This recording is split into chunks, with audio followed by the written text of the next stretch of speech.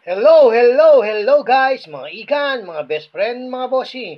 Kamusta po kayo? Magandang buhay po sa inyong lahat. Okay po, magtutuloy na po tayo. Ito po ay natutungkol sa 5 piso, Andres Bonifacio, Republika ng Pilipinas. Ayan, si Andres Bonifacio.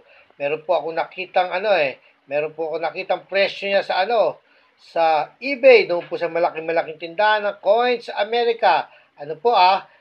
Pinapabid at pinagbibili. Yan. Pupunta na po natin para medyo mapabilis tayo para sa isang short video. Ayan, eBay.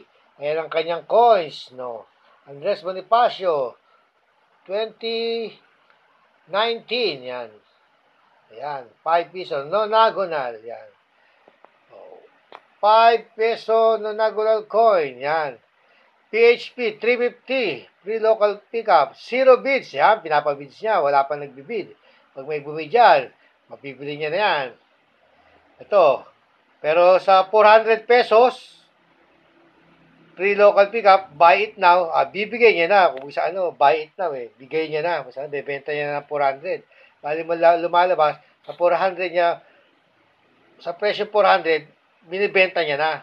Pero pinapabid niya muna ng 350. Ganun pala yun, no? Ayan. Pero ang isang malaking bagay dito, yung big thing. The big thing is yung about the seller. Kasi kumbaga yung seller ang pinaka-importante rin dito sa Sa historian to Yan. Glick Pern. 00, yan.